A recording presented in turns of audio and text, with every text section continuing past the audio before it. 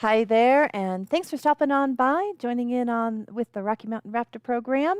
We're here today to expand your bird nerdiness. I'm Jessica. I'm the Education and Outreach Coordinator here.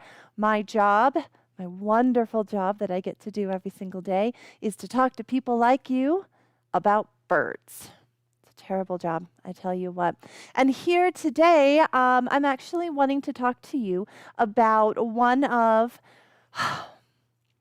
what I kind of think of as maybe a gateway bird, a bird that brings people into the wonderful world of birding and raptors and the work that we do, and that is the red-tailed hawk.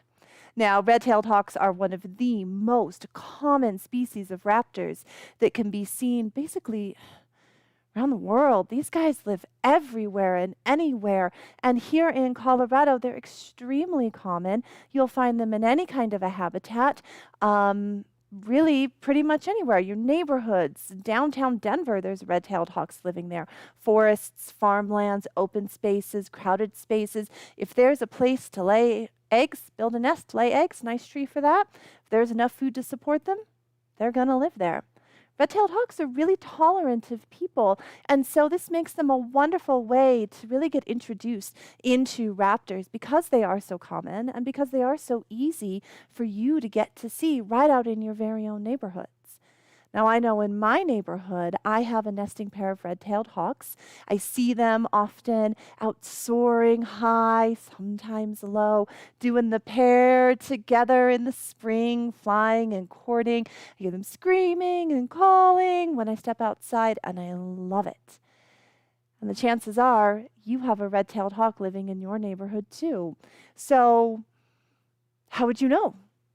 Well, today we're going to talk a little bit about how do you identify red-tailed hawks when you see them in the wild and some of the interesting color variations that they come in. And I'm going to share with you one of the patients, red-tailed hawk patients, that we're actually caring for. But first I want to introduce you to our model. This is one of our ambassador red-tailed hawks. This gorgeous bird, getting a little dancy there, is on the glove of one of our volunteers, named Hildy. Whoops. So what he did there, that's called a bait. That's a very normal, natural sort of behavior. The studio's still unfamiliar to a lot of our birds, so when he gets a little nervous or a little bouncy, he might try to get away. But it's Hildy's job to look after him and make sure he stays safe and doesn't accidentally injure himself. This is a very classic example of what red-tailed hawks look like. We're going to zoom in a little bit closer on him because he is so beautiful. Look at that face. Red-tailed hawks have such a regal appearance. Now, this beautiful bird came into the Rocky Mountain Raptor program in 1997. He was unfortunately hit by a car.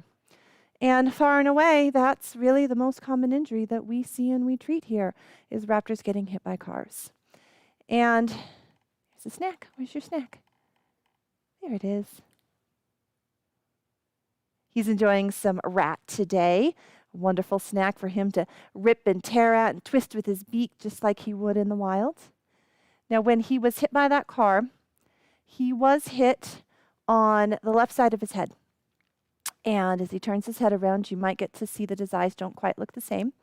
It unfortunately left him blind in his left eye.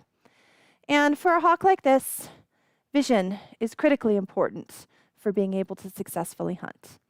And so with only one good eye, he lacks the depth perception needed to be the successful hunter that is required for survival.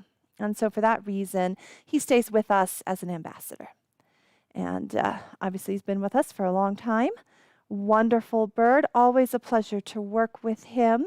I know Hildy was really excited to get to work with him and bring him out to share with all of you today. So we're pleased to share him. Red-tailed hawks, as I said, real common. You can see them any time of year. They don't migrate, so they stick around all year round. And they're going to be hunting, anywhere that there's something that they can eat and catch. They are not picky eaters. So that's going to include things like Oh, squirrels and mice and rabbits. It'll include other birds, sometimes bats, maybe even backyard cats, and small dogs as well. So really, if they can catch it, these guys are going to eat it. And that is why red-tailed hawks so often get hit by cars, because roadsides, when there's a lot of garbage sitting on a roadside, it attracts a lot of prey, which is perfect hunting ground for hawks like these. And that's how they end up getting hit by cars so very often. Now, they're named red-tailed hawks because they have red tails. I don't know, Hildy, can we see his gorgeous red tail? See if she can turn him around so we can see that tail there.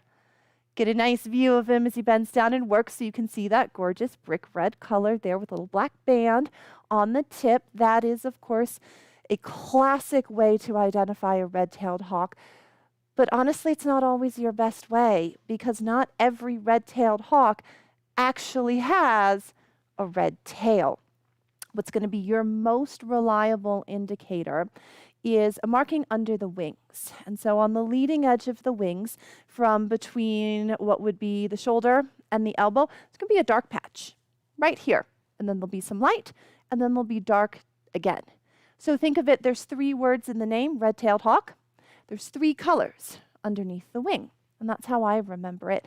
Hildy, do you think, without lifting him too high because of the camera, do you think you can see if he'll show us those markings under his wings? Let's see if we can get him to show those to us. You'll have to bring him down. Can you bring him? Yeah, down a little bit so I can't adjust the camera. Let's see if we can get him to show those wings to us.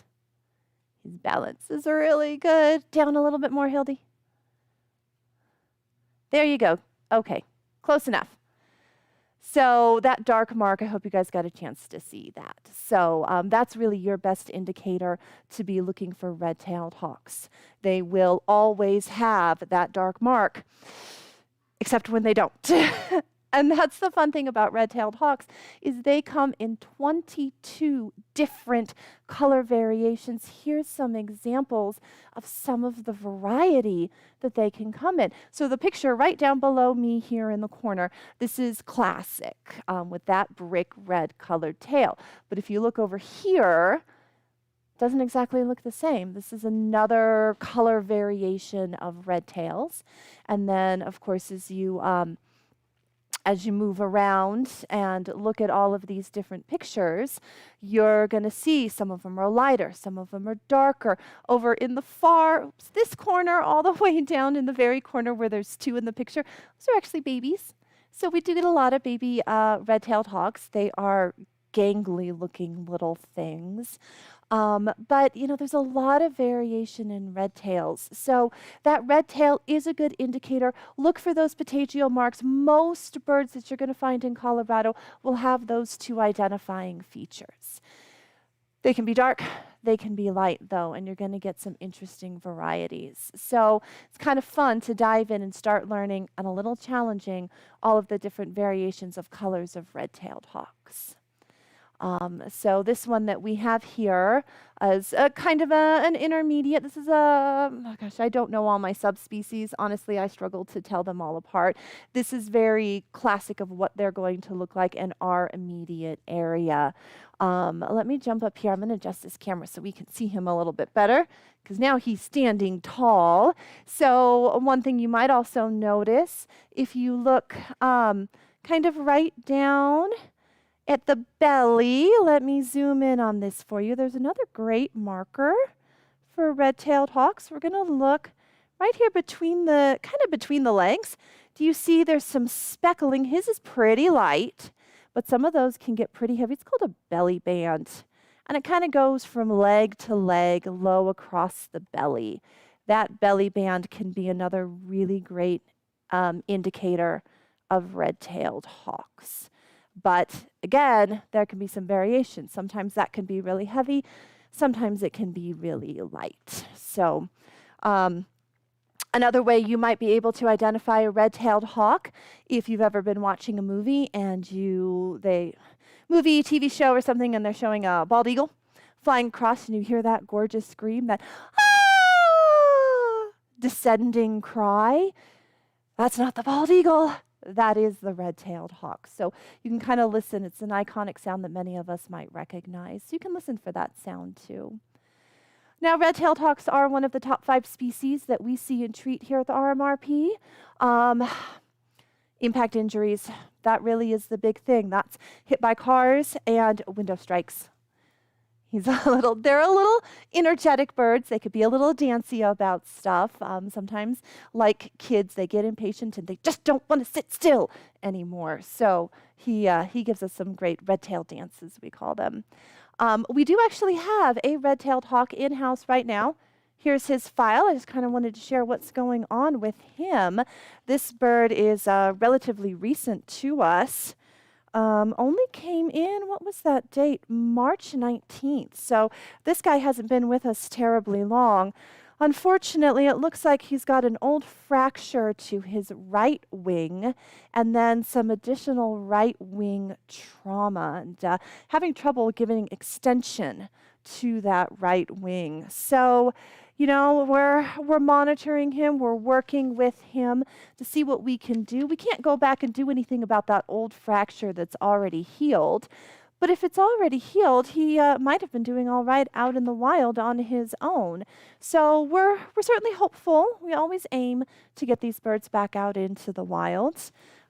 This adult red-tailed hawk came to us. Let's see, does it say where he came from? From Fort Collins. So he's a local bird, as many of our birds are.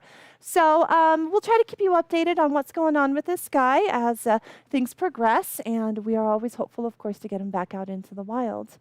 But in the meantime, enjoy any of the videos that we have on our YouTube channel. Get that bird nerdiness going. We love to share all of our passion and our enthusiasm with you.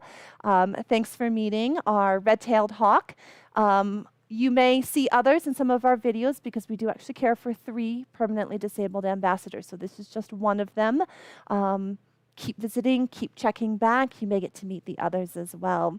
But in the meantime, I hope everybody stays warm, enjoys whatever spring might be like in your area. I know it's cold and yucky and snowy here where I am today, but hoping for spring for all of you. And I look forward to sharing more wonderful raptor knowledge, facts, and patience with you all in the future. See you soon.